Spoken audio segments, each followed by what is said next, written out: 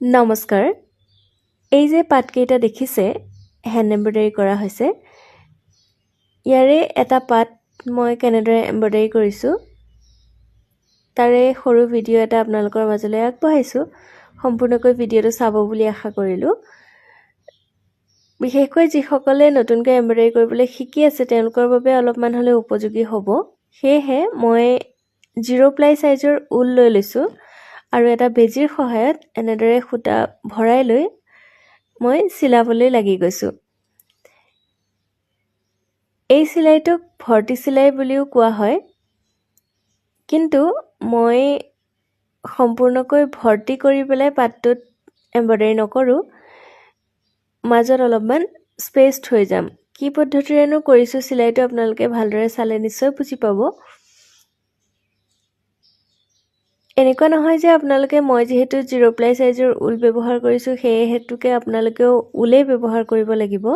বিশেষকৈ মই নতুনকৈ যিসকলে শিকি আছে তেওঁলোকক কথাটো জনাইছোঁ, যিহেতুকে আজিকালিতো সকলোৱে জানেই প্ৰায় এম্ব্ৰইডাৰী কৰিবৰ কাৰণে। গতিকে নতুনকৈ শিকি থকাসকলক জনাবলৈ বিচাৰিছোঁ যে আপোনালোকে ঊল নলৈ 0 এংকৰ থ্ৰেড আপোনালোকে ইউজ কৰিব পাৰে, এংকৰ গুলি। তেতিয়া আপোনালোকৰ কৰিবলৈ বেছি সুবিধাজনক হ'ব। বিভিন্ন ৰং ব্যৱহাৰ কৰিব পাৰে। মই বৰ্তমান ডাৰ্ক গ্ৰীণ কালাৰটো ইউজ কৰিছোঁ। এখন চাদৰ মেখেলা মই ডিজাইন কৰি আছোঁ এনেদৰে।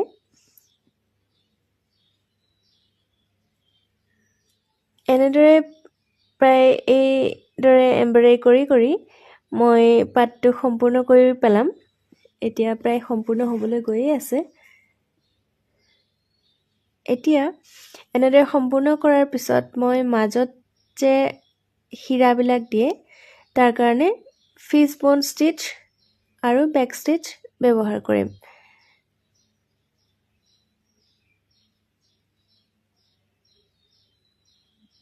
এনেদৰে আমি চিলাই গৈ থাকিম। এইটো ফিছ বোন ষ্টিচ বুলি কোৱা হয়।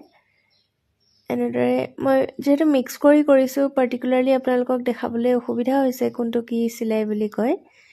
গতিকে যদি আপোনালোকে বিচাৰে এনেদৰে চিলাই কৰি ল'ব পাৰিব। আৰু পাতসমূহ এম্ব্ৰইডাৰী কৰিবলৈ কেৱল মই কৰা ধৰণেই নহয়, বিভিন্ন ধৰণৰ আমাৰ যিহেতু এম্ব্ৰইডাৰী টেকনিক আছে সেইসমূহ ব্যৱহাৰ কৰিব পাৰে। কেনেকুৱা লাগিলে জনাবলৈ নাপাহৰিব। পুনৰ লগ পাম। আজিলৈ আহোঁ।